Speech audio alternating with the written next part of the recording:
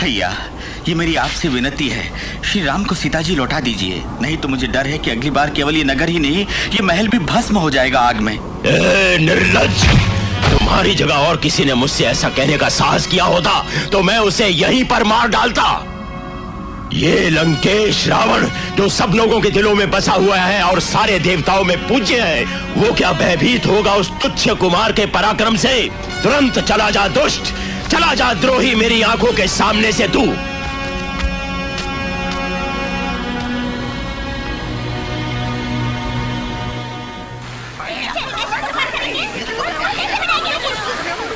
चुप रहो, चुप रहो। उस पार हम कैसे जा सकते हैं?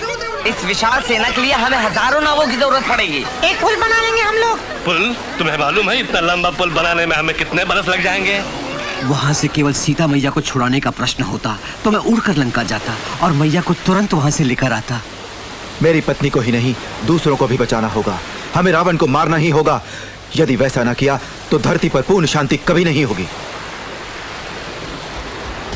सब बंधुओं सुनो, विभीषण नाम का कोई राक्षस जो कि रावण का भाई है, श्री राम की शरण में आया है।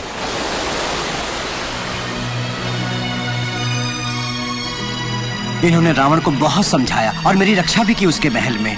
मुझे तो पूरा विश्वास है इन पर। मैं तो यही कहूंगा कि इनको निस्संदेह सम्मिलित कर लें अपनी सेना में। ठीक है, हम वैसा ही करेंगे। तुम अब मित्रों के बीच में हो।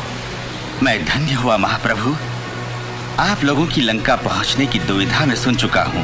अगर पूजा करके प्रभु समुद्र देवता से सहायता मांगे तो मार्ग दिखा देंगे। ठीक ही कहा तुमने विभीषण। श्री राम ने 7 दिन और 7 रातें समुद्र देवता की पूजा की और फिर 8वें दिन समुद्र देवता प्रकट हुए।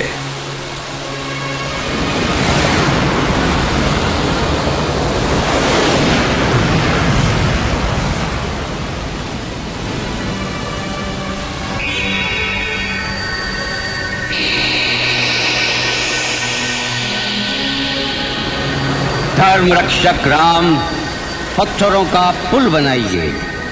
हर पत्थर पर आपका नाम लिखा होना चाहिए। पत्थर सागर में नहीं डूबेंगे और आपका भार संभालेंगे। केवल बंदर ही नहीं, परंतु सागर और पर्वत के सारे जीव इस पुल को बनाने में आपकी सहायता करेंगे। देवता आपको आशीर्वाद देंगे और आपको सफल करेंगे।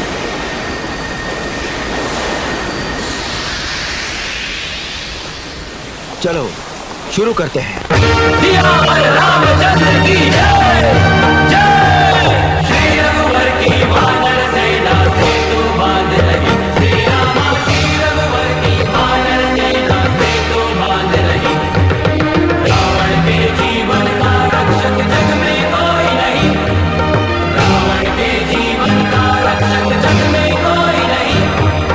श्री रघुवर की वानर सेना से तू बांध लगी। श्री रामा श्री रघुवर की वानर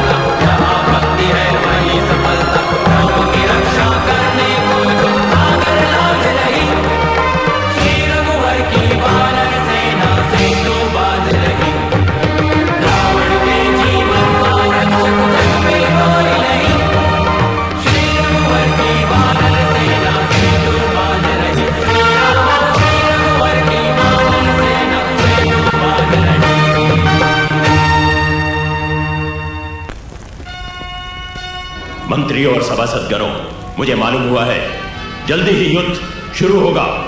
तुमको कुछ कहना है मुख्यमंत्री? महाराज, आप जैसे महान नरेश्वर ने इतनी छोटी सी बात बताने के लिए ये सभा बुलाई है कि कुछ बंदर और मनुष्य हम पर हमला करने वाले हैं। मेरे थोड़े से उन लोगों को भेज दीजिए जो इस सभा में आए तक नहीं है। वही लोग चुटकियों में राम की सेना को खत्म कर देंगे। रावण, ये बात मैं तुमसे पहले भी कह चुका हूँ, आज फिर दोहराता हूँ। जो बुद्धिमान राजा होता है वो कभी चापलूसों को मान नहीं देता। सामने वाली सेना एक बहुत ही बलवान सेना है। रावण, इसी में भलाई है तुम्हारी, ध्यान से सुनो। सीता को लौटा दो। सीता परम प्रिय पत्नी है प्रभु राम की। दादा महाराज, बड़ी बेवकूफी होगी लौटाना सीता को।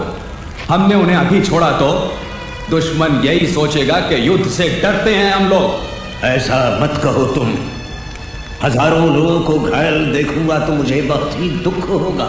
जो जान गंवाएंगे सो अलग, सिर्फ उस पराई औरत के लिए। दादा महाराज, यानी बूढ़े हो गए हैं आप तभी युद्ध से डरते हैं। आपसे लोगों का मरना नहीं देखा जाएगा तो आप युद्ध कैसे करेंगे? इंद्रजीत, डरपोक न समझ मुझे, पर हाँ, मैं बिना बात के लड़ना नहीं चाहता। बुलाया मुझको प्रभु राम? हाँ, वानरों के वीर कुमार, कृपया जो मैं तुमसे कह रहा हूं ध्यान से सुनो।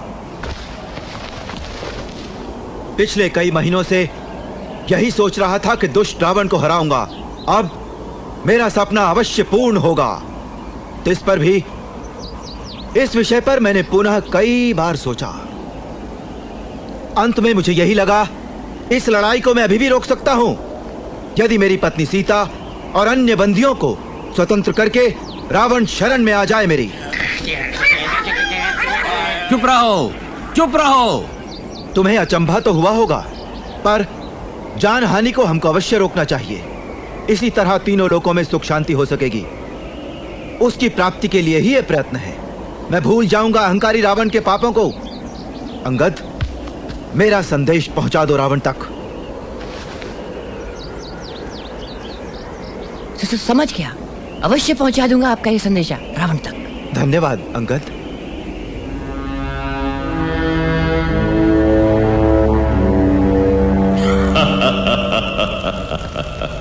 तो तुम राम का संदेश लेकर आए हो? अंगद, यही नाम है ना तुम्हारा? तो हमारा उत्तर ये है। बहुत घिनौनी बात है ये। क्या शांति दूतों के साथ तुम्हारा यही बर्ताव होता है?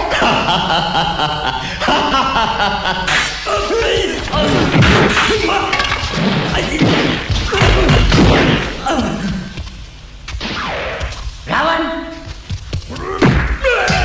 रावण, यही जवाब है ना? तो यही जाके मैं कह दूंगा श्री राम से। अगली बार तुमसे मिलूंगा